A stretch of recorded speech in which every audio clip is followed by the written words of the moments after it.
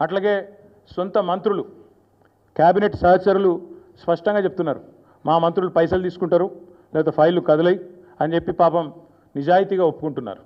ఇంకోవైపు సొంత మామ, పిల్లనిచ్చిన మామ, కాళేశ్వరంలో అవినీతి ఎక్కడిది, మన ఎక్కడిది, 1,00,000 కోట్ల ప్రాజెక్టులో 94,000 కోట్లు ఖర్చు అయితే అందులో 1,00,000 కోట్ల కుంభకోణం అని ఎట్లా అంటారు, ఇది అసంబద్ధం అని చెప్పి సొంత పిల్లనిచ్చిన మామ చెప్తా ఉన్నారు.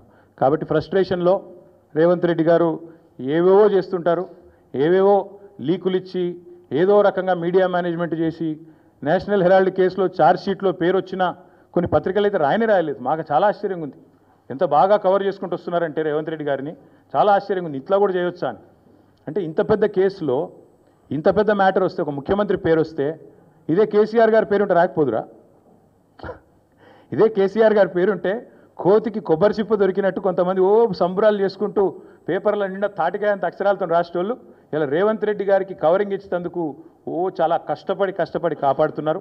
వారందరికీ నేను చేసే విజ్ఞప్తి ఒకటే, మీరు ఎన్ని చేసినా, ఎంత గింజుకున్నా, ఈ మీడియా సంస్థలు ఎంత తాపత్రయపడ్డా, ఆయన మీకు ఎంత అడ్వర్టైజ్మెంట్లు ఇచ్చినా, ఎన్ని రకాలుగా మిమ్మల్ని ఫోన్ చేసి బెదిరించినా ప్రజలకు విషయం అర్థమైపోయింది.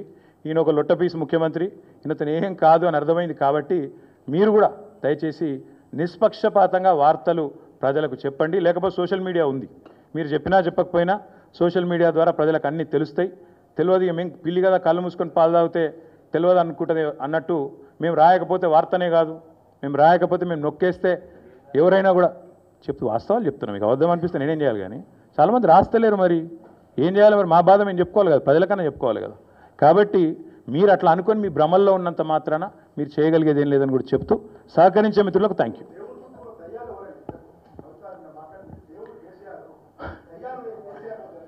బ్రదర్, మీకు ఒక మాట, ఇంత ఇంపార్టెంట్ ఇష్యూ చెప్తే నువ్వు దేవుడు దయ్యం అనబడుతుంది. ఇప్పుడు ప్రస్తుతం మాకు తెలంగాణకు పట్టిన దయ్యం మాత్రం రేవంత్ రెడ్డి. ఆ రేవంత్ రెడ్డి అనే దయ్యాన్ని ఎట్లా వదిలించాలా అనేది మా తాపత్రయం. ఇంకేమన్నా తొందరపడ అంత యాంగ్జైటీ ఎందుకు, అంత టెన్షన్ ఎందుకు, అంత హడావుడి ఎందుకు? నేను చెప్పేది ఏమంటే, తెలంగాణకు పట్టిన శని కాంగ్రెసు, తెలంగాణకు పట్టిన దయ్యం రేవంత్ రెడ్డి. ఇప్పుడు ఆ దయ్యాన్ని, శనిని ఎట్లా వదిలించాలనేది మా టార్గెట్. ఇక మీరు చెప్పే టెన్షన్ ఎందుకే అంతగానో మాట్లాడి రాదు, ఎందుకు అంత ఎగబడుతున్నావు? నేను అనేది ఏమంటే, మీరు ఒకటి గుర్తుపెట్టుకోండి, లోక్సభ ఎన్నికలకు ముందు మేము పార్లమెంటు నియోజకవర్గాల వారీగా సమావేశాలు పెట్టాం, సమీక్షా సమావేశం. ఇక్కడ అసెంబ్లీలో ఓడిపోయాము, ఎట్లా ముందుకు పోవాలని చెప్పి దాదాపు 17 రోజుల పాటు మీరందరూ చూశారు. ఇక్కడే వేల మంది కార్యకర్తలతో కూర్చొని దాదాపు 7, 8, 9, 10 గంటలు వారితో చర్చించాం. ఆ ప్రాసెస్లో చాలామంది డైరెక్ట్గా మైకులో మాట్లాడిన వాళ్ళు ఉన్నారు, కొంతమంది చిట్టీల మీద రాసిచ్చిన వాళ్ళు ఉన్నారు, కొంతమంది కేసీఆర్ గారికి ఉత్తరం అందించండి అని చెప్పి ఉత్తరాలు ఇచ్చిన వాళ్ళు ఉన్నారు. కాబట్టి మా పార్టీలో we encourage open culture, democracy కాబట్టి, డెమోక్రాటిక్ పార్టీ కాబట్టి, ప్రజాస్వామిక స్ఫూర్తి ఉన్న పార్టీ కాబట్టి మా పార్టీ అధ్యక్షుల వారికి ఎవరైనా సూచనలు చేయాలనుకుంటే ఉత్తరాలు రాయొచ్చు. అదేదో చాలా గొప్ప విషయం అన్నట్టు మీరందరూ అంత బాధపడిపోవాల్సిన అవసరం ఏం లేదు. నేను అనేది ఏమంటే, మా పార్టీలో డెమోక్రసీ ఉంది కాబట్టి మా పార్టీ అధ్యక్షుల వారికి, మా పార్టీ నాయకులు ఎవరైనా సరే అప్పుడప్పుడు సూచనలు, సలహాల రూపంలో లిఖితపూర్వకంగా ఇవ్వచ్చు, ఓరల్గా ఇవ్వచ్చు, రకరకాలుగా ఇవ్వచ్చు. అట్లాగే నేను ఒక మాట మాత్రం చెప్తాను, మనం ఎవరైనా సరే పార్టీలో ఏ హోదాలో ఉన్నా కొన్ని విషయాలు అంతర్గతంగా మాట్లాడాల్సిన విషయాలు అంతర్గతంగా మాట్లాడితేనే బాగుంటుంది. పార్టీ ఫోరమ్స్ ఉన్నాయి, అధ్యక్షుల వారితో కలిసే అవకాశం ఉంది, లేదా ఆఫీస్ బేరర్స్ ఉన్నారు, కలిసి చెప్పుకునే అవకాశం ఉంది. కాబట్టి అంతర్గతంగానే కొన్ని విషయాలు మాట్లాడితే బాగుంటుంది. అది అందరికీ వర్తిస్తుంది, వీళ్ళకి వాళ్ళకని కాదు, అందరికీ వర్తిస్తుంది.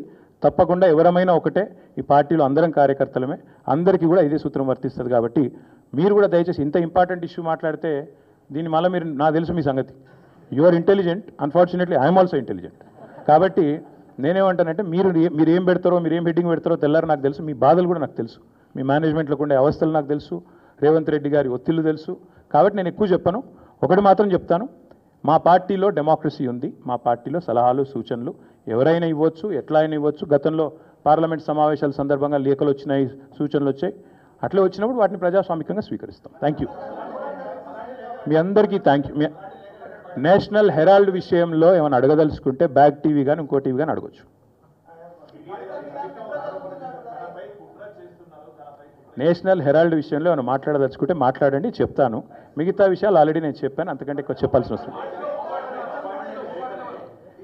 నేషనల్ హెరాల్డ్ విషయంలో, యంగ్ ఇండియా విషయంలో, మీ కుంభకోణం విషయంలో మీకు ఏమైనా అడగదలుచుకుంటే అడగండి. ఓకే, అన్ని పార్టీలో ఉంటారు. రేవంత్ రెడ్డి కోవట్లు ఉంటే ఉండొచ్చు, ఏముంది అందులో. కోవర్ట్స్ విల్ ఎక్స్పోజ్ దెమ్సెల్స్, నిమిషం, they coverts will expose themselves in due course of time. ఎందుకు తొందర ఎందుకు? Yes ball, yes, thank you, finally. Yes, we'll wait for a month.